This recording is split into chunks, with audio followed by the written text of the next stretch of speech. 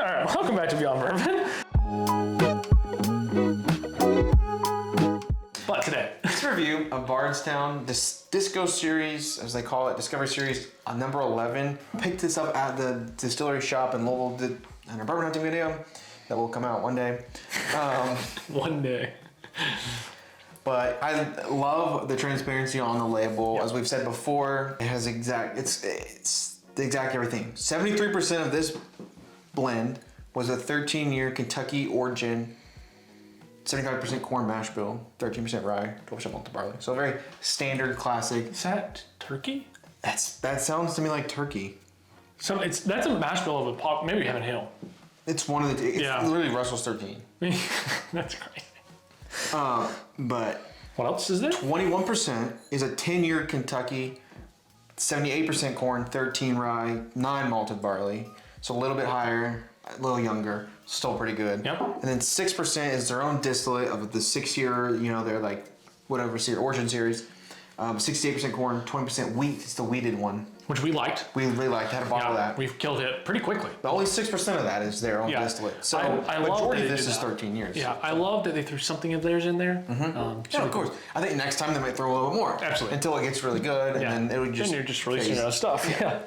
I like this product. I'm gonna give it a fair chance. We just opened it up. It has a little bit of funkiness, kind of burns my nose. Burns my nose, but it smells good. Sweet. So sweet. It smells like quintessential bourbon.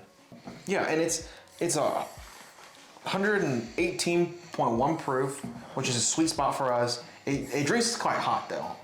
The nose is getting calmer. I said it in burn my nostrils, and it did there from the beginning. And we've had a few whiskeys, so like it shouldn't have burned, but it did. And it smells good though now.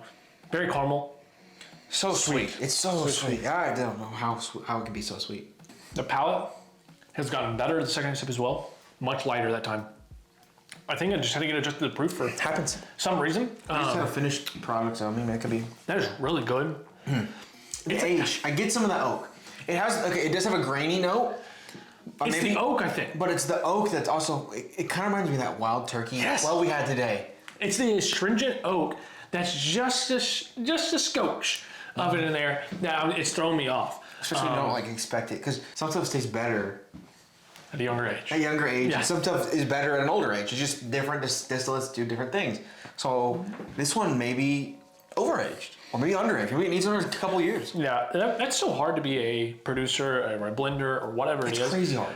You're looking at, for these people that have, I don't know, 20,000 barrels maybe? They have huge warehouses over there in Bardstown. Yeah. So to say, that warehouse, top floor, second half, they might be ready, but I'm going to give them 6 more months. And then you have to do that over and over and over again. You got to also think, let's say the product's really, really good at 9 years. Really good. But is it going to sell as much? Unless I age it 4 more years for a 13-year. That's true. Could it get worse? Also, they source 2 of them, so they don't know what they're going to get. Gosh, that's so hard. It's so hard. I think Knob Creek's a great example.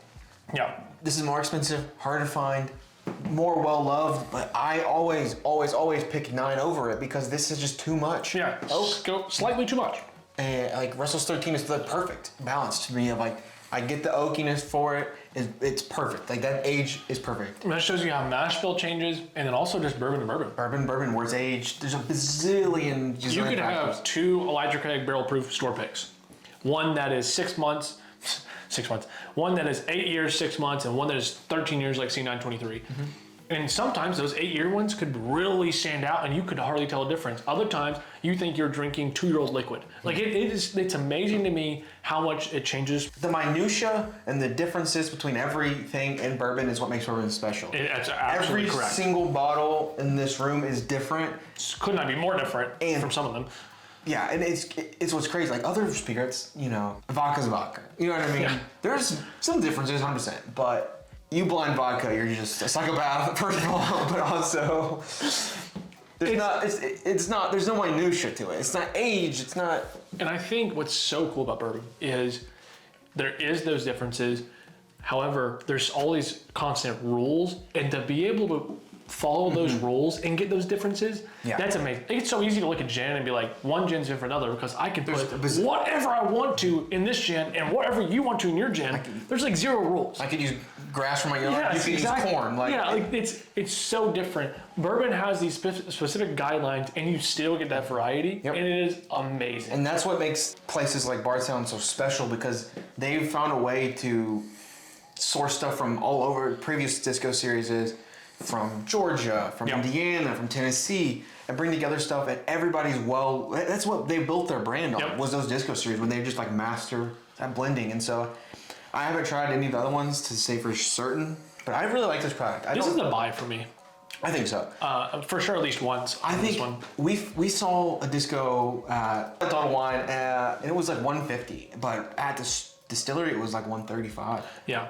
And so that's a pretty good price for a near like barrel proof proof range. You know, it's not considered barrel proof, but 118 proof is really good. Is it not barrel proof?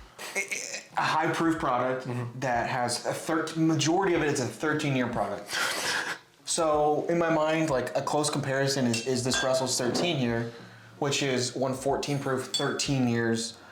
Obviously, I think this is a better product. I'm not going to say this is better by any means. It's still good. But this is good and accessible, and it's different, and it's absolutely worth trying. And I can find this way easier and $100 cheaper than I can find this. This is still one of my favorite bottles of all time, though. Yeah, and it's still sentimental. So overall, let's give a quick little summary here. I would pour this, let it open up for a few minutes. That made a huge difference for me in the nose. After that, though, it becomes this sweet caramel bomb. Very candy-esque as well. Yes. I get like a Smarties note to it. It's like pure sugar. Yeah, it is genuinely the most sugary thing I've smelled, which I can get behind. Yeah, it almost has absolutely. like a syrup. That was the syrup I get there, yeah. And then palate.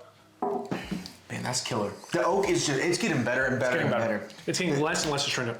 The astringencies are just kind of complexities at this point now. Yeah, that is really, really good. This opened up more in 10 minutes than Little Book has in 10 weeks. Yeah, 2 months. And so I'm very excited to try more of these. Love this distillery. So happy with this purchase. Love the distillery. Love the bottles. Product's great. Let us know what you guys think of Bardstown as a company, Bardstown Disco Series in general, and then 11 if you've tried it. Yep. What your favorite one is, and we'll try to get our hands on it. Yeah, so thank you guys for watching, and cheers. We'll see you next week. That's gotten really good, Jared. That's gotten really good. Let's go. Money well spent.